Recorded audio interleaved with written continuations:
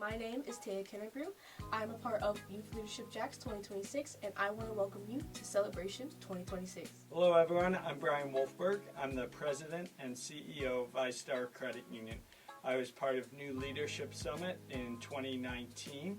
I've been in Jacksonville since 2017 when me and my family moved here from Alaska. So, I didn't want to get straight into it yet, so first I want to ask, how are you? Doing well. It's nice to be moving into summer and had a nice walk over here, so it's a good day. Oh, that's nice, getting in the exercise. That was the opposite of my transportation. But it's okay. So I guess I'll get started. So, I know you used to work in Alaska. How was the experience like working there? Yeah, I moved to Alaska from New York many years back. The work experience was pretty similar to working anywhere else. I was with a large company that operated out of Alaska, Washington State, Oregon, California. And so got to do all of the fun things that I get to do today. I would say more of what was different was personal life. Living in a smaller city that was very remote from everything else was a bit of a change. Getting in and out, traveling, family visiting, stuff like that. Okay, that makes sense. Okay. So I know you lived all over the place, essentially. What were your favorite foods at these places? Yes. I think I am a pretty standard person. I do like a nice steak and salad, pretty basic potato stuff. But I love just a variety of cultural foods like Indian food and Chinese food and things like that, as well as trying new foods as we've traveled around the world. We've eaten some very interesting things. On our most recent trip, we had ants, and so I would say it's hard to say what my favorite was. Ants probably are not it, but at least I've tried a variety of things. Okay, so you've tried ants. How do they taste? Were they like salty? No, they didn't have much of a flavor. I know my spouse is probably in the audience laughing at this because it's not by my choice that I try many of these things. I get exposed to them through the venues that my spouse chooses for dinner.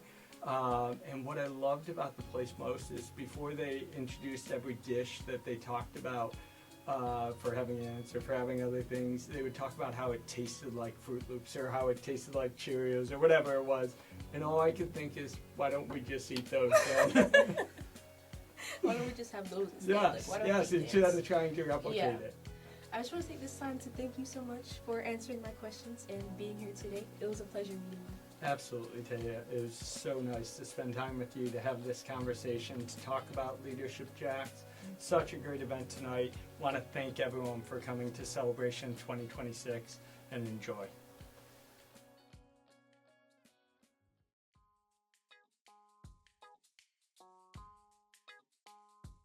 Hi, my name is Ishika Doma, a sophomore at Stanton College Preparatory High School and a recent graduate of Youth Leadership Jacksonville 2026, and I'm here with Celebration 2026, an honor to be interviewing Lisa Rinaman.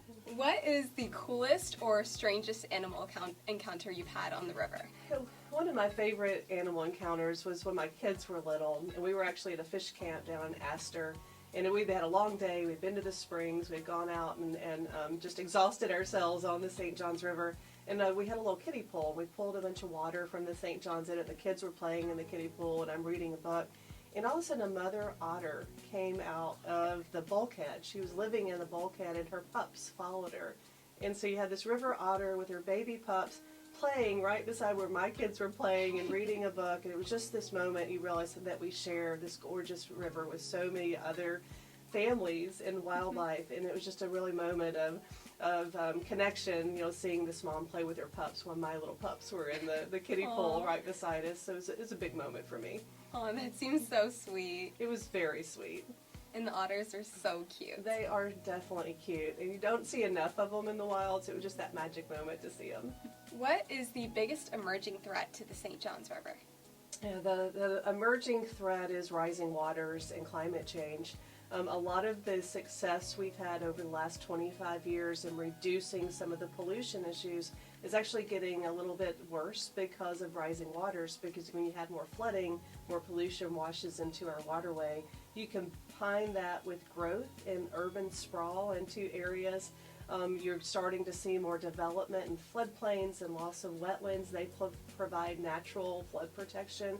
And so the combination of extreme growth and rising waters and climate change is starting to really make us nervous on what's happening right now, as well as we see it continue to increase. And is there a way for Jacksonvillians to be able to combat that? Absolutely. The city of Jacksonville has a resilience officer. We have a Jacksonville resilience plan. And there's things in that plan that we can do as St. John's River Keeper. There are things in the plan that the government can do that need citizen support.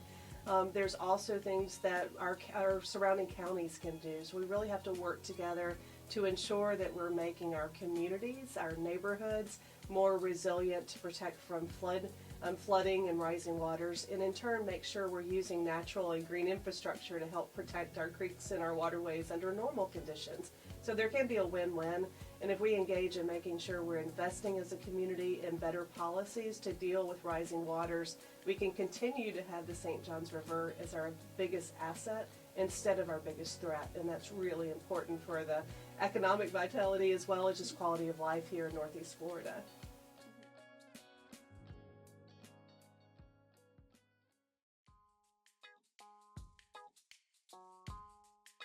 Hi, my name is Ishika Doma, a sophomore at Stanton College Preparatory High School and a member of Youth Leadership Jacksonville Class of 2026, and I'm here with Celebration 2026.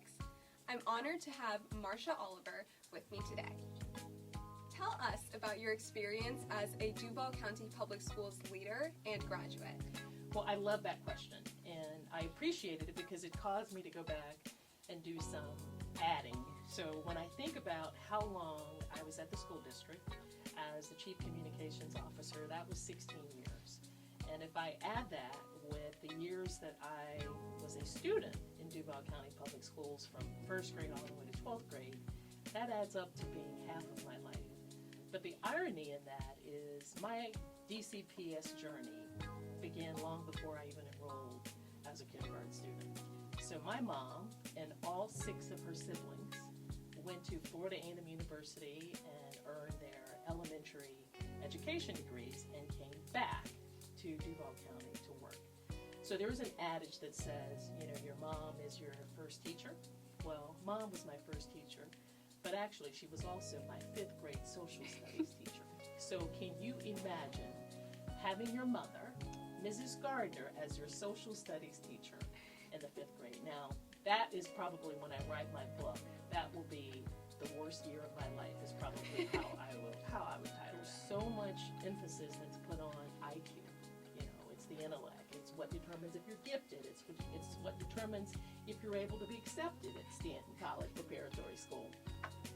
But when you think about emotional intelligence, your EQ, I think people get hired for their IQ, but people get fired for their EQ, which means they don't have a full understanding and self-awareness of how to manage and support others. What advice would you give to an emerging leader who wants to make a difference in our community? Well, I have a mentor who has been my mentor for probably 26, 27 years. And I'm going to give you the same advice that she gave me. And it's the ABCs of leadership.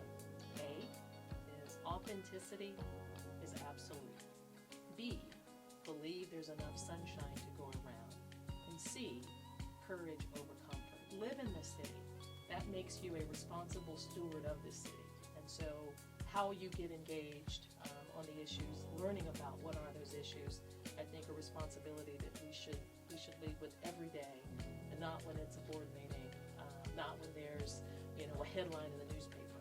What are you doing every day to steward Jacksonville? I guess it all goes back to trust. It goes back to trust, absolutely. Ishika, this has been so fun. I have certainly enjoyed my time with you today. Me too. It was a pleasure to meet you.